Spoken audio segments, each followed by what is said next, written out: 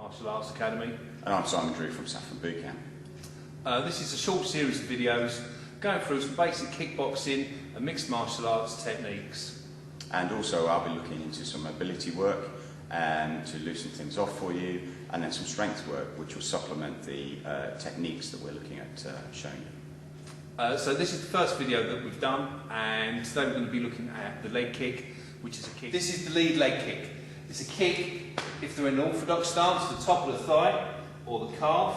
If they're in their southpaw stance, again, top of the thigh or the calf. It's a really effective tool to use against the opponent in the opposite stance to yourself, to kick that out thigh, to draw their stance wider, to set up the big kick to the inner thigh. You know, if you're orthodox and southpaw or southpaw orthodox. So, power comes from the hips, trying to keep your guard up as high as possible and rotate the foot. Point your toes, and you're aiming to kick the bottom part of the shin here.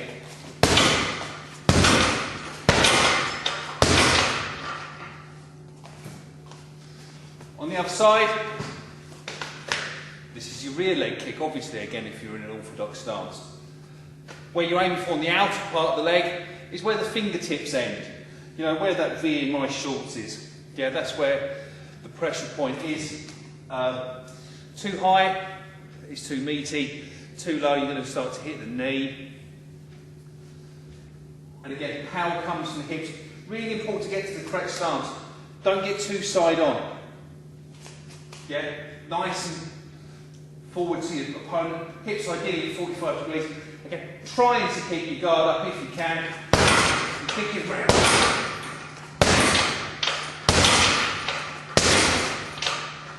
And as you can see, my legs coming back to more or less the same stance every time. I'm not being lazy, I'm dropping it forwards. Yeah, I'm not bringing it back too far. And again, disrupting my stance. Sit down on the floor, sit square on your bottom, both hip bones down onto the floor. Heels just outside of the width of your hip, lean back on your arms, and then all we're going to do is keeping that bottom engaged into the floor, try and drop the one knee down to the opposite ankle. Push and hold pressure downwards for a couple of seconds, switch over onto the other side. Keep that going, flowing, pushing down for a couple of seconds, really pushing down as hard as you can. Keep your bottom engaged as much as you can and switch sides. That's the first one. You want to do 20 reps of that one minimum, okay? Things will start to change straight away. Second up, hip openers, long lunge position. Key points, shin nice and vertical. First position, hands on the floor, dropping your chest knee hip down, as low as you can, bouncing up and down. You want to keep your back knee off the floor, dropping down here. That's one round of that, 15 to 20 bounces each side. Supplementary to that, hand on the foot here. Weight can go to the outside of the foot, no problem. You can then bias that shin outwards, still dropping down, pushing out a little bit each time, or slightly more advanced if you're nice and pliable in that hip joint, or if you want to enhance it a bit more, push it out as you drop down with a hand. You're going to get a lovely ache out here, which is going to start to really open the hips a lot more. Slightly advanced version of that, up on a bench or a box, dropping down again, still pushing the knee out, or just here, reaching for the foot, dropping down here. If you go this side, you'll see you can really get the knee quite a way up behind you, enhancing that position of maximum stretch there. Third one, leads straight into the strength work, which we'll do soon, shortly. This is going to be basically a hip opener, or a hip extender, or crunch if you like. Bending at the hip, starting with the bend at the hip. The band actually pulls the top of the femur into a strong position, back in that joint, so we're really opening up that hip. Just bending at the hip, keep the back straight, dropping down for 10 here, and then finally, dropping down here halfway, bend the knees, then drop down more, and then extend the knees. You get a really lovely stretch down the back there, opening up those hamstrings, and working things nice and loose for you. So there's three things to supplement that leg kick. Okay, now we have three strength pieces which will supplement that leg kick, as well as, to be honest, a number of other techniques that you'll use in your fighting career. First one is deadlift. I'm going to go through this really straightforward, really quickly. You want to be nice and vertical in your leg stance, nice vertical legs, feet pointing straight forward. Don't open your feet here, we end up in a compromised position for the knee. Walk up to the bar, Bend down so the bar moves slightly forward at the knee, bottom sticks out, keep your back nice and straight. Thumbs against the outside of your shins, drop down and wrap your hands around at that width.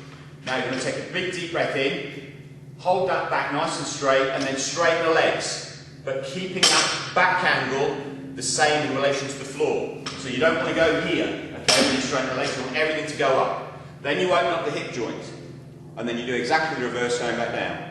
Bend at the hip until the bar reaches the knee or just below, then bend at the knee.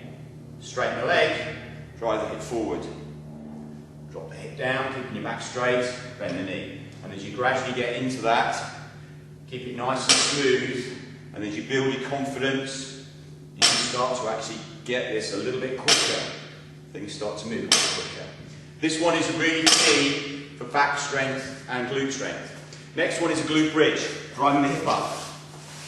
You can use the same bar, probably with a lighter weight, most certainly. When you first try both of these, you should be using a nice light weight to get the technique right. This is glute bridge. Engage the bar just at the top of the thighs and those hip flexors, driving up through the hip, feet up towards your bottom, hip width or just outside with the feet, drive through the heel, nice and fast up, hold for a second, squeezing that bottom, come back down, drive up, and back down, drive up, back down.